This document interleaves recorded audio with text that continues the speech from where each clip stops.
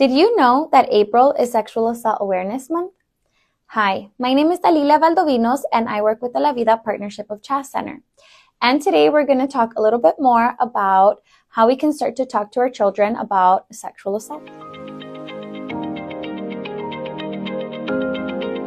We can start talking to our children about this topic when they are young. However, it is important to think about adding depth as they're getting older and as they're asking more questions, and primarily as we start to notice that developmentally they are ready for that level of understanding. It is also best to have that information and that open communication with our children so that the information comes directly from us, the parents, and not from social media or other peers where it is more likely that maybe the information might be incorrect. It's important to start off by talking to our children about the correct names to our body parts. That can start at a very young age. It is also important to let our children know that some body parts are private and that no one should look or touch them.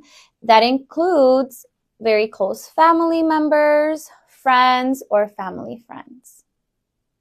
It's also important to remind our children that it's okay to say no and that it's important for others to respect their no, especially when it's something that's making them feel uncomfortable. It is also key to talk to our children about secrets and letting them know that it is not healthy for adults to have secrets with young children, especially when they have been told to not tell parents about this secret.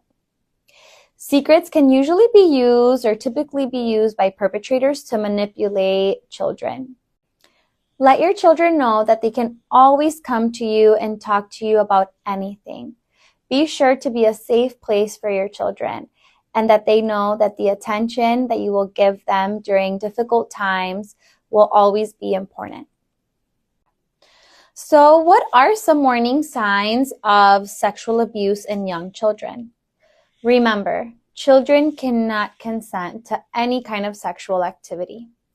Some red flags may include displaying of inappropriate sexual behavior for the age of the child resuming behaviors that they had already grown out of. So, for example, bedwetting or thumb sucking.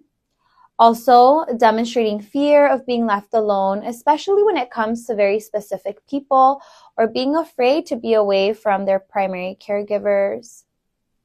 When children might try to avoid taking their clothes off when they're going to bathe or change.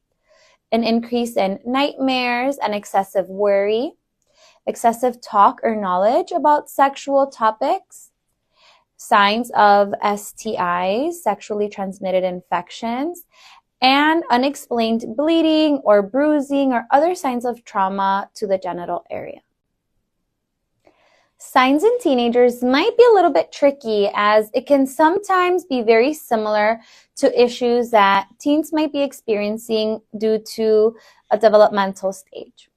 However, some warning signs that a teen might have experienced sexual assault include increased anxiety and worry, lowering of grades, a loss of appetite or an excessive increase in appetite and eating, persistent sadness, changes in self-care and hygiene, drinking alcohol or use of drugs, sexually transmitted infections, and signs of self-harming behavior. It is very important that if a child tells you that someone is making them feel uncomfortable, that we listen to them.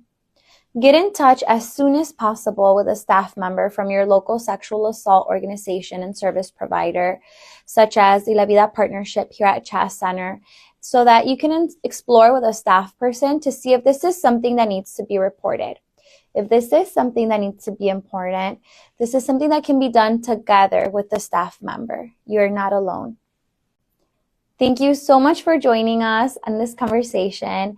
If you're interested in learning more about this topic or the La Vida Partnership Services, feel free to reach us at La Vida Chas Center at 5635 West 4th Street, Detroit, Michigan, or via phone via 313-849-3920.